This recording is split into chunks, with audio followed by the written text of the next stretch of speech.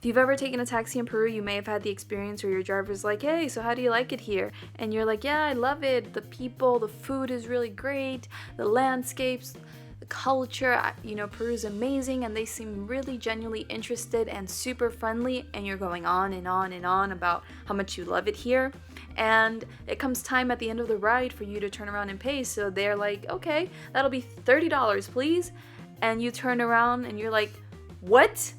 You're kidding me, right? Are you out of your mind?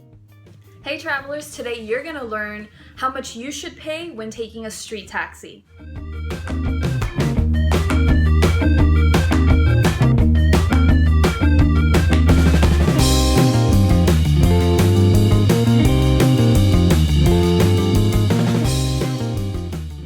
Okay travelers, so since we have been on the subject of taking taxis lately, I wanted to make a video that would better help you figure out how much you need to pay when taking these taxis. So a common mistake that I see here, mistake number one, is that people get in taxis without agreeing on a price before actually using that service.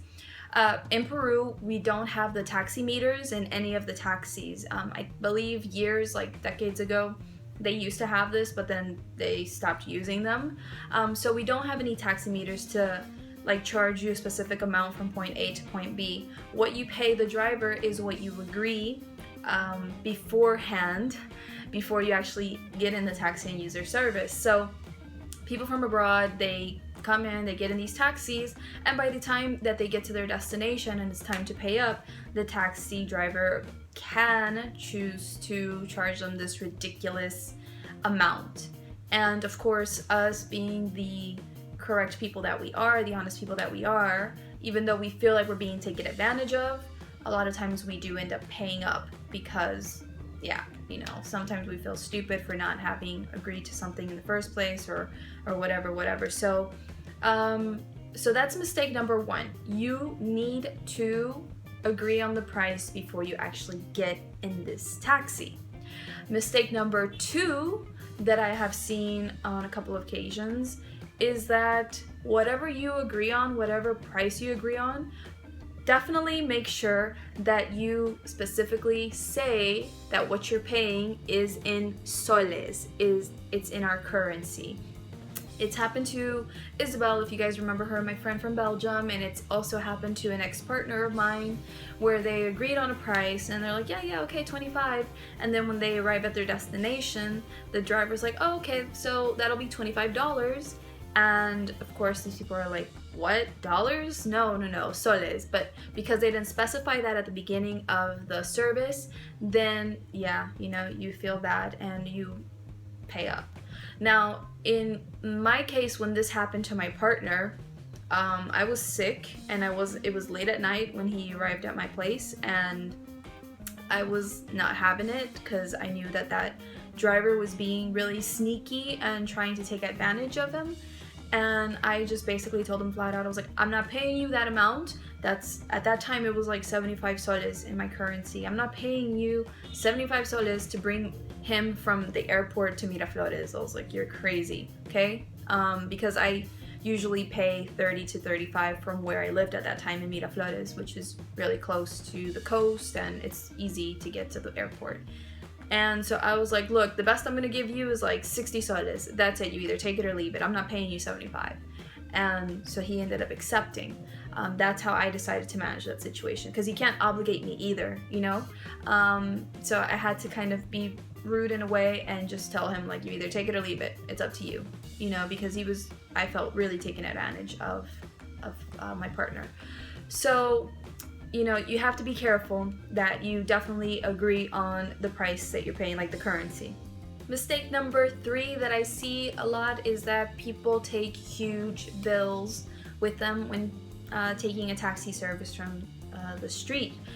Do not take huge bills. I really recommend you to always try to keep small bills with you, exact change, because if it happens to be a dishonest taxi driver, then he could give you false bills as change. So you want to be able to give them exact change. And also, if they don't happen to have the change because they just started working or whatever, then they may have that excuse and say like, hey, I have to stop by somewhere to get some change, and you have to be a bit careful with that.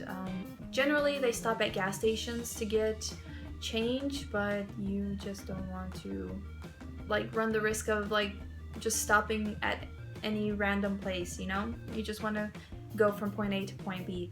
So definitely make sure that you have exact change with you if possible, small bills, and yeah, you reduce your risk that way. Mistake number 4 that I see a lot of times is that even though you ask for how much this person wants to charge you to take you to your destination, they'll say a price, and a lot of times you the tourist accept that price and you get in and go, when that driver could possibly be charging you way more than you're supposed to be charged. So to get a good idea of what you're supposed to be charged for that specific route, it's really good to ask people in the area, especially if you know Spanish. Ask people in the area and just be like, hey, how much would a taxi charge me to take me to this place? And they'll give you a good estimate. It's good for you to go to police officers or people that are in part of Serenazgo, like the municipality watch people, community watch people. You can just ask people on the street how much that would be, so they can just give you a kind of reference as to how much you're supposed to pay. A good rule of thumb here is that you should ask to pay about 10 to 15% less than what they're asking you for. So like if they're charging you 20 soles, then you could ask to pay 17 or 18, but the price that you pay depends on many factors. So it depends on the time of day that you take their service. If you take that taxi service, especially during rush hour, during really busy streets, congested streets, then you're gonna have to pay a lot more probably. And that's because they get stuck in traffic, and that takes, you know, the possibility of them making any extra money because they're stuck in traffic with you, you know? I lived in Belgium last year, and I love my Belgians so much, but Belgians would complain a lot about traffic, and I seriously thought to myself each and every time I would hear this, like, you don't know how bad traffic can really be. Wait till you come to Lima. And so you have to take that into consideration, you know, and try to be fair with the driver. So if you can take, for example, a taxi from the airport to Miraflores for 30 or 35 soles during certain hours where there's not a lot of traffic, then that's good. But if you're taking it during a really hectic time, don't expect to pay that. That's not fair either to the driver because they're stuck in traffic with you, you know? So you have to try to be fair. Another thing that determines their asking price is whether or not you're traveling with anyone else. Sometimes some drivers will try to charge you a little bit more if you're traveling with more people. I don't think that that should matter, but that's what they do. And then also if you're carrying or taking any like boxes or suitcases or lots of groceries, food, things like that, then they will factor that in as well in the price that they're asking you. So those are just some things that you have to kind of keep an eye out for. I generally ask for a discount of anywhere from 1 to 3 soles, and that's because taxi drivers don't really overcharge me so often, but that could be totally different for a foreigner, a gringo that clearly doesn't look Peruvian. They could probably, you know, want to charge a gringo 10 to 30 or more soles for the same service because the gringo doesn't know any better. So you just have to keep that in mind. But what really helps a lot is just asking people in the area how much the standard fee is for where you're trying to go. Alright travelers, so this video went on a lot longer than I had expected it to, but I hope that you feel a lot more confident now about, you know, what you need to pay for a street taxi. The protocol for taking a taxi from the street to the airport is a bit different, and if you'd like to know more about that, just let me know in the comments below that you want a video on that, and I will do that for you. I'll probably do one anyway because this video is too long already. So I really hope that this video has helped you a lot.